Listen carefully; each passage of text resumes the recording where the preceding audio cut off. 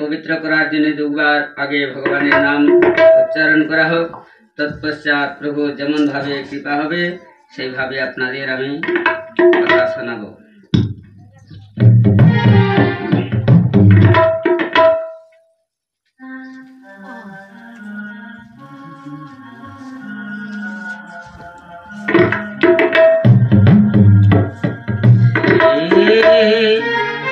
হে রাধা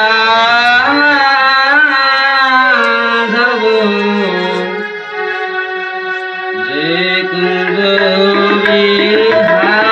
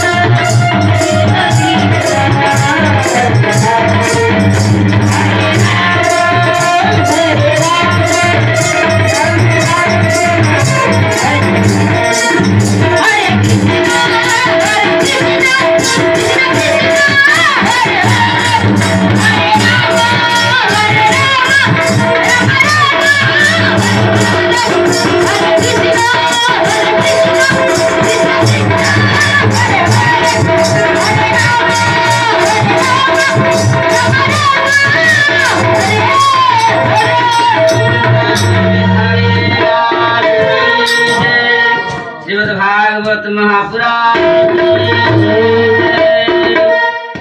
जय जय श्री राधे।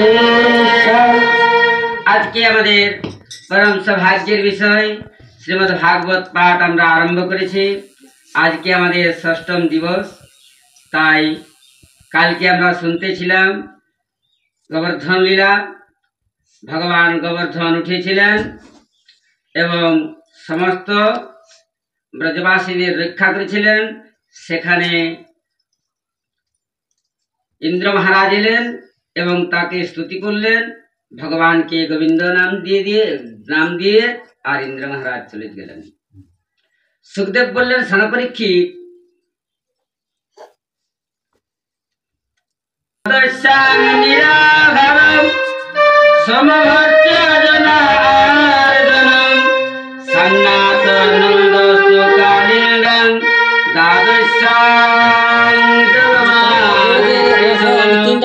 সুখদেব বললেন, স্নানপরীক্ষিত এই দ্বাদশীর দিনে মানে একাদশী নন্দ মহারাজ করেছিলেন। একাদশীর রাত্রে তিনি যমুনাতে স্নান করতে গেছিলেন। এক কথা আপনাদের বলছি, এই রাত্রিকালে জলাশয়ে স্নান করা নিষেধ আছে, কারণ সেই সময় বরুণ দেবতার অনুচর বিচরণ করে। আর যদি কোনো দৈবক্রমে কর্মবশতে স্নান করতে হয়, তাহলে তার কাছে প্রার্থনা জানাতে হয় যে আমি কর্মে বিবশ হয়ে নিয়ে আপনার জলে স্নান করছি। মানে নন্দ মহারাজ মানে আসুর বেলা ছিল, মানে রাত্রি ছিল, অনেক রাত্রি। আর ওই রাত্রিতে তিনি মানে যমুনাতে স্নান করতে গেলেন। সেইখানে বরুণের অনুচর বিচরণ করতেছিলেন। নন্দ মহারাজকে হরণ করে নিয়ে আর বরুণের কাছে নিয়ে চলে গেলেন। বরুণ দেবতা বললেন, তোমরা কাকে নিয়ে এসেছো? আরে স্বয়ং ভগবানের পিতাকে তোমরা নিয়ে এসেছো। বরুণ দেবতা বললেন, ঠিক আছে, এর সাহায্যে প্রভুর দর্শন হবে। মা যশোদা যখনই নন্দ মহারাজ উঠেছেন, এটা তো নিয়ম, স্বামী যদি জেগে যান পত্নীকেও জাগতে হয়। তিনি স্নান করতে গেছেন। মা যশোদা সমস্ত ঘরের কাজ সমাপন করে নিয়ে তার বর্তন ধুয়ে দিলেন, কিন্তু এখনো পর্যন্ত নন্দ মহারাজ এলেন না। কানাইয়াকে জাগালেন, বললেন, কানাইয়া, বললে তোমার পিতা এখনো যমুনার থেকে এলো না? বললে, ঠিক আছে মা, যাচ্ছি। তিনি চলে গেলেন তো দেখছেন সেখানে একটা গামছা গাড়ুটা পড়ে আছে। নিশ্চয়ই বুঝে গেলেন যে বরুণ দেবতার অনুচর নিয়ে গেছেন। ভগবান ওই যমুনার জলে প্রবেশ করলেন, যেখানে নন্দ মহারাজকে মানে নিয়ে গেছিলেন, সেখানে উপস্থিত হলেন। বরুণ দেবতা বলছেন, বলুন প্রভু, আপনি কেন এসেছেন? বলে, কেন এসেছি বুঝতে পারছো না? আরে আমার পিতাকে তুমি নিয়ে এসেছো আর বলছো কেন এসেছ? বললেন, প্রভু, আমার অনুচর না জেনে আপনার পিতাকে নিয়ে এসেছে প্রভু। আজ ভগবান কৃষ্ণকে সিংহাসনে বসালেন এবং ভগবান কৃষ্ণের গলায় মানে মালা পরালেন, চন্দন লাগালেন এবং মণিযুক্ত অনেক মণিমুক্তা দিয়ে ভগবানের কৃষ্ণের পূজা করলেন। কিন্তু এই নন্দ মহারাজ এইটা দেখতে পেলেন। নন্দ মহারাজের একটা ধারণা হয়ে গেল যে সাক্ষাৎ বরুণ দেবতা আমার পুত্রকে এত আতিথ্য করছে, এত পূজা করছে, তাহলে আমার ছেলে কোনো সাধারণত মনুষ্য নয়। তিনি এসে যশোদার কাছে বললেন, দেবী, এই যে আমাদের কানহাইয়া, ইনি কোনো সাধারণত মনুষ্য হতে পারেন না, কারণ সাক্ষাৎ বরুণ দেবতা এর পুজো করছে। এই কথাটা সঙ্গে সঙ্গে প্রচার হয়ে গেল সারা মানে ব্রজের মধ্যে, যে আমাদের লালা তিনি আসলে মনুষ্য নন, তিনি ভগবান। সখারাজকে গোচারণ করতে গিয়েছেন, এখন ভগবান কৃষ্ণের চরণে সাষ্টাঙ্গে প্রণাম করতে শুরু করে দিলেন। ভগবান কৃষ্ণ বলছেন, তোমরা কি করছো ভাই? বললেন, ভাই, আমরা বড় অপরাধ করেছি, আমরা আপনাকে না জেনে আপনার কাঁধে চড়েছি, আপনাকে আমাদের উচ্ছিষ্ট ভোজন করিয়েছি। বললেন, আমাদের অনেক অপরাধ হয়ে গেছে, আমরা আমাদের নরকে স্থান হবে। ভগবান বলছেন, তোমরা কি কথা বলছো ভাই? আর তোমাদের এরকম কিভাবে হলো? আর তোমরা তো আমার সখা, তোমার তো আমার বন্ধু। বললেন, না ভাই, আমরা অনেক অপরাধ করেছি, আমাদের আর কোনোদিনের জন্য বৈকুণ্ঠ ধাম মানে যাওয়া হবে না, আমরা অনেক অপরাধ করেছি। ভগবান কৃষ্ণ বলছেন, তোমরা কি বৈকুণ্ঠ ধাম যেতে চাও? বললেন, হ্যাঁ, যেতে চাই। বললে, তাহলে এক কাজ করো, তোমরা এই সূর্যকুণ্ডে ডুব দাও, তাহলে তোমরা মানে বৈকুণ্ঠে চলে যাবে। ভগবান কৃষ্ণের কথায় তাদের বিশ্বাস ছিল। এখন সকলে সূর্যকুণ্ডে স্নান ডুব দিয়েছেন আর সিধা বৈকুণ্ঠে চলে গেলেন। এখন তো বৈকুণ্ঠে যারা থাকেন তারা তো কারোর সঙ্গে কথা বলেন নাই, সকলে চতুর্ভুজধারী। এখন ওই ভগবান কৃষ্ণের সকারা বলছেন, রাম রাম ভাই। কেউ কোনো সাড়া দিচ্ছেন না। বললেন, রাম রাম ভাই। কেউ কিছু কোনো কথা বলছেন না। বললেন, কেমন পুরী ভাই, আমরা রাম রাম করছি, কেউ রাম রাম করছে না। বললেন, আমরা মনে করেছিলাম যে বৈকুণ্ঠপুরী অনেক সুখের জায়গা। দেখুন, চিনি খাওয়া ভালো, চিনি হওয়া ভালো নয় নাকি? চিনি যদি হয়ে যায় তো চিনি কি চিনির সাধন পাবে বলুন না? পাবে? মনে করেন মিশ্রি হয়ে গেছে, মিশ্রিটা আর মিশ্রির সাধন তো পাবে না। তো এই জন্যে ভক্ত হও, ভগবানের মোক্ষ গতি পাওয়ার দরকার নাই, ভগবানের ভজনা করো, এইটাই তো আনন্দ আছে। এইটাই তো, যেমন মনে করেন রসগোল্লা যদি খাও, রসগোল্লার আস্বাদন পাবে, আর রসগোল্লা হয়ে গেলে রসগোল্লার কি আস্বাদন পাওয়া যাবে? বললে, শোনো ভাই, এখানে থাকা যাবে না, আমাদের কানহাকে খোঁজো, কোথায় আছে। এখন খুঁজতে লাগলেন, ভগবানকে পেয়ে গেলেন। বললে, শোনো কেন, শোনো শোনো শোনো, এখানে থাকা যাবে না ভাই। বললে, কেন? তোমরা যে বলেছিলে যে বৈকুণ্ঠপুরীতে আমরা যাবো, এই তো বৈকুণ্ঠপুরী চলে এসেছ। বললেন, আমাদের ওই ব্রজটাই ভালো, এখানে আমাদের থাকার দরকার নাই, চলো। যেমনি তারা ডুব থেকে উঠেছেন, তো দেখছেন যেখানে সূর্যকুণ্ড সেইখানে উঠেন। ভগবান এইরকম অপূর্ব লীলা করে থাকেন। আজ সুখদেব স্বামী, শরৎ পূর্ণিমা, আকাশে চন্দ্র উদয় হয়েছে। আজ সুখদেব গোস্বামী যে গোপীগণকে ভগবান কৃষ্ণ কাত্যায়নী ব্রতের সময় শঙ্কা দিয়েছিলেন, আজ সেই দিনটা এসে উপস্থিত হয়ে গেছে।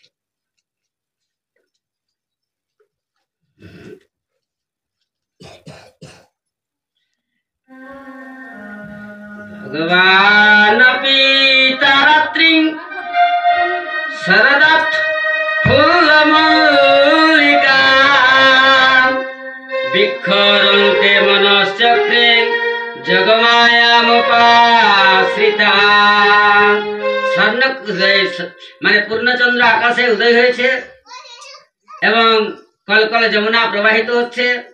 ভগবান কৃষ্ণ আজ যোগমায়াকে আশ্রয় গ্রহণ করে নিয়ে, আর তিনি ওই মুরলী নিয়ে আজ যেখানে যমুনার তীর সেখানে এসে উপস্থিত হয়েছেন।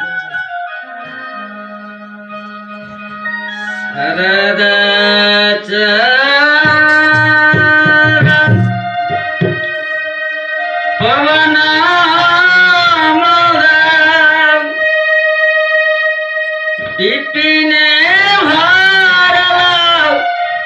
কুসুম গন্ধেরে আহারে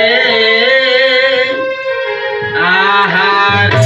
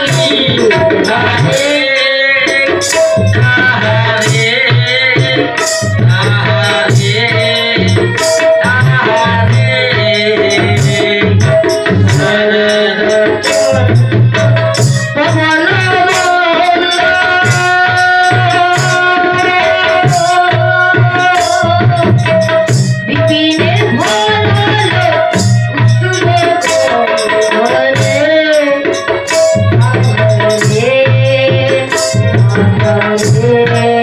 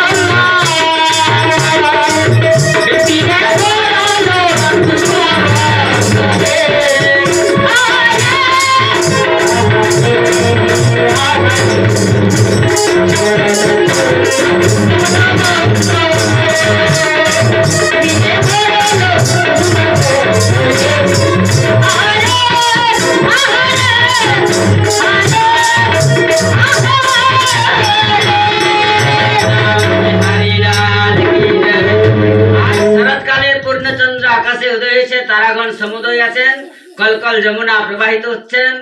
আজ ভগবান যোগমায়াকে আশ্রয় করে নিয়ে আজ তিনি মুরলী বাজাচ্ছেন। দেখুন ব্রজের মধ্যে যে মানে লাখো গোপীর সংখ্যা আছেন, এই যে সমস্ত গোপীগণ এরা কোনো সাধারণত মনুষ্য নহেন। যত ব্রজে গোপী আছেন এরা মনুষ্য দেহ থেকে আসেন নাই। তাহলে এরা কে বটেন? বললেন এরা তো সাক্ষাৎ বেদের মন্ত্র স্বরূপা বটেন। কারণ আমাদের বেদে 1 লক্ষ শ্লোক আছে। 1 লক্ষ শ্লোকের মধ্যে 3টে কাণ্ড আছে। 80,000 কাণ্ড কর্মকাণ্ডে আছে 80,000 শ্লোক, উপাসনা কাণ্ডে আছে 16,000 শ্লোক, আর জ্ঞান কাণ্ডে আছে 4,000 শ্লোক। টোটালি 1 লক্ষ শ্লোক। তার মধ্যে কর্মকাণ্ডে 80,000 শ্লোকের মনের ভাবনা জাগলো। ভগবান এই পৃথিবীর মধ্যে অবতার হচ্ছেন যে তার যদি আমরা সহায় করি, তার সঙ্গে যদি আমরা মানে কাজে মানে সহযোগিতা করি, তাহলে আমাদের জীবন ধন্য হয়ে যাবে। তাই সমস্ত এই মানে বেদের 80,000 মন্ত্র তারাই এসে ব্রজে জন্মগ্রহণ করেছিলেন। আরো কে ছিলেন? যে সময় ভগবান কচ্ছপ রূপ ধারণ করেছিলেন, অনেক মৎস্যকন্যা কন্যাগণের ভাব জেগেছিল যে যদি তিনি আমাদের পতি হতেন তাহলে আমাদের জীবন ধন্য হতো। যখন ভগবান রামজি ধনুষ ভঙ্গ করতে গেছিলেন, জনকপুরের অনেক কন্যাগণের ভাব জেগেছিল যদি ইনি আমাদের স্বামী হতেন তাহলে আমাদের জীবন ধন্য হতো। তারাই এসে এই ব্রজের মধ্যে জন্মগ্রহণ করেছেন। আর এক হলো সাধন সিদ্ধা, যারা সাধনায় সিদ্ধি লাভ করেছেন, যারা ভগবানকে পাওয়ার উপযোগী হয়েছেন, তারাই এসে আজ ব্রজের মধ্যে জন্মগ্রহণ করেছেন আর ভগবান মুরলী ধ্বনি করছেন।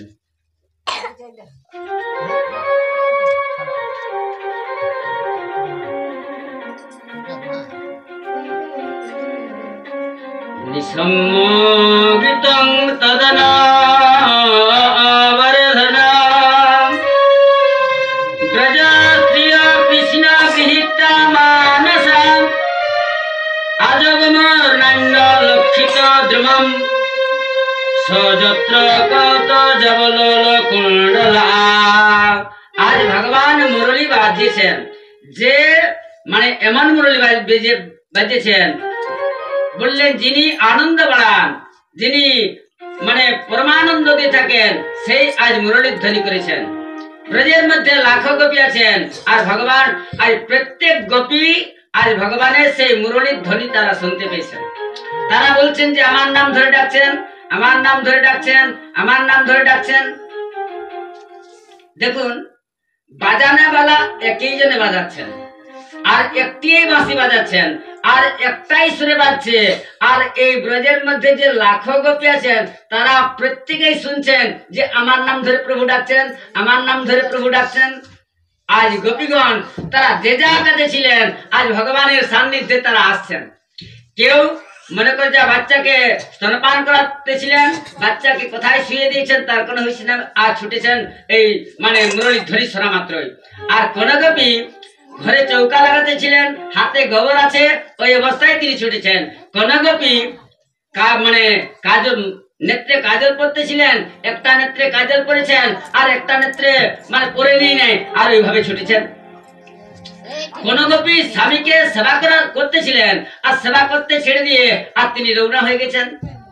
কোন গোপী মানে অলংকার করতেছিলেন, গলার অলংকার পরবেন, কিন্তু গলার অলংকার কি করবেন, গলার হার পায়ে পরে নিয়ে আর ছুটেছেন, কারণ ভগবানের প্রেমে একদম বিহ্বল হয়ে গেছেন, তাই ভগবানের সান্নিধ্যে তারা ছুটে আসছেন। যেমনই গোপীগণ এসেছেন আজ ভগবান তাদের স্বাগত করলেন। স্বাগতম মহাভাগা প্রিয়ং কিং করবানিব ব্রজস্যা নাময়ম কচ্ছিদ দ্রুতাগমনম কারণম। আজ ভগবান বড় তাদের স্বাগত করলেন। আসুন গোপীগণ, আজ আমি তোমাদের উপরে বড় প্রসন্ন আছি, আসুন সুস্বাগতম সুস্বাগতম, আসুন গোপীগণ।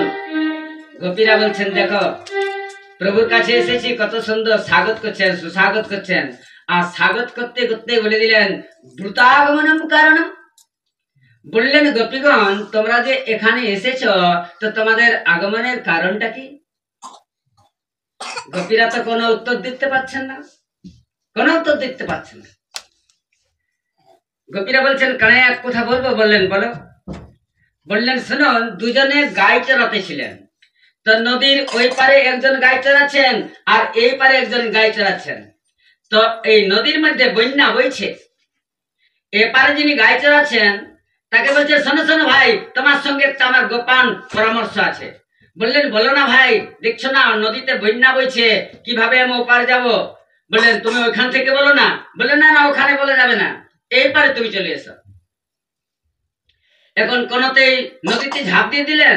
ঝাঁপ দেওয়ার পরে কোন রকম মেহনত করে নিয়ে আর সাঁতার দিয়ে আর তিনি এপারে চলে এলেন। আর বললেন কি ব্যাপার ভাই, কি মানে গোপন কথা আছে? বললেন কালকে আমরা কোন দিকে গাই চড়াতে যাব? বললেন ভাই এই কথাটা বলার জন্য তুমি আমাকে বলছো যে গোপন কথা আছে? আরে যদি নদী আমরা বয়ে যেতাম তাহলে আমাদের কি হতো, আমার কি উপায় হতো? গোপীগণ বলছেন কানাইয়া আপনি আমাদের নাম ধরে ধরে ডাকলেন, আর আপনার কাছে যখন এলাম তো আপনি বলছেন দ্রুতাগমনম কারণম, কি জন্য এসেছো? ভগবান বলছেন শোনো, এই সময় রাত্রিকাল, এ সময় সিংহ জানোয়াররা তারা মাংসা খাদ্যাদির অন্বেষণ করে থাকেন, আর এত ঘোর রাত্রি, এখন তোমরা সকলেই মানে নারী তোমরা ঘরে ফিরে চলে যাও। ও আমি বুঝতে পেরেছি তোমরা কেন এসেছো, তোমরা কোনোদিন জঙ্গল দেখো নাই। দৃষ্টং কুসুমিত বনম রাকে সকরাজিতা দেখো আকাশে পূর্ণচন্দ্র উদয় হয়েছে। আরে এই চন্দ্রকে তুমি যদি 5 মিনিট দেখো তো ওই চন্দ্রমাই বটে, যদি 5 ঘন্টা দেখো তো ওই চন্দ্রমাই বটে। দেখছো না যমুনা কলকল ভাবে প্রবাহিত হচ্ছে, ওই যমুনা বইছেই। তোমরা এখন ঘরে চলে যাও। ভগবান বলছেন আরে তোমরা কোনো কথা বলছো না, যেতেও চাইছো না কেন? তোমাদের স্বামী সুন্দর নয় আর তোমরা স্বামীকে ছেড়ে চলে এসেছো। দুঃশীল দুর্ভগবৃদ্ধ জনরজ্ঞ ধন হোপিরা পতি স্ত্রীর ভিন্ন হাতব্য লোক প্রসূবিকাতপি। বললেন স্ত্রী স্বামী যতই দুঃশীলা হোক, যতই দুর্ভাগা হোক, কিন্তু নারীর কর্তব্য হলো স্বামীকে সেবা করা। কারণ রামায়ণ প্রমাণ আছে।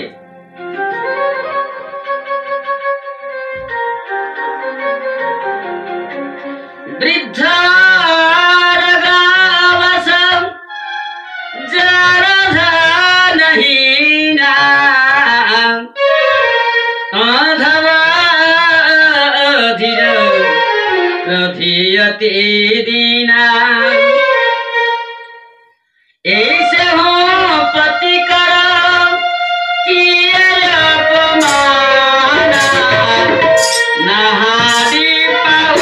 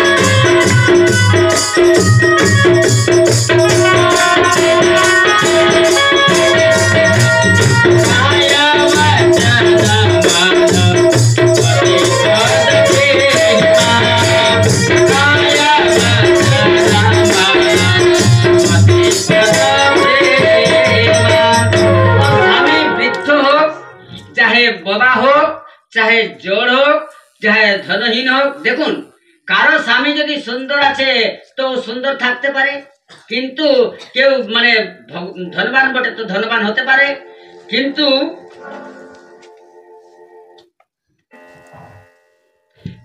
নারীর পরম কর্তব্য হলো স্বামীর সেবা করা। আর তোমরা সকলে চলে এসেছ। আরে জানো প্রতিব্রতা নারীর কত মাহাত্ম আছে। একজন প্রতিব্রতা নারী ছিলেন, উনার স্বামী বেচারি গরিব ছিলেন। প্রত্যেক দিন জঙ্গলে তিনি কাঠ বিক্রয় করতে যেতেন, মানে এইভাবে তাদের দিন চলতো। ওদের একটা নাবালক শিশু ছিল, কিন্তু তাদের ঘরে একটা যজ্ঞকুণ্ড সবসময় জ্বলতেই থাকতো। বললেন ওই তার স্বামী মানে উনি কাজটা বিক্রয় করে নিয়ে এসে ভজন করেছেন। ভজন করার পর তার একটু মানে অলসতা এলো, পত্নীর কোলে মাথা রেখে আর তিনি শয়ন করেছেন। তার পত্নী তাকে বাতাস করে দিচ্ছেন। এখন তার নাবালক শিশুটা তাদের যে যজ্ঞকুণ্ড ছিল ওই যজ্ঞকুণ্ডটার দিকেই হামাগুড়ি দিয়ে চলে যাচ্ছেন। এখন তিনি চিন্তা করছেন, হে ভগবান, এখন আমি কি করি? আমার স্বামী মানে আমার গদে মাথা দিয়ে রেখেছেন, যদি এখনই উঠে চলে যায় তাহলে প্রতি ধর্মের এই মানে নারী ধর্মে তো বিঘ্ন হয়ে যাবে। এখন আমি কি করি? আর তার ছেলেটা ওই দিকেই চলে যাচ্ছে। তিনি চিন্তা করছেন, হে ভগবান, এখন আমি কি করি? এই সচনা করতে করতে তার ছেলেটা অগ্নিকুণ্ডে পড়ে গেলেন।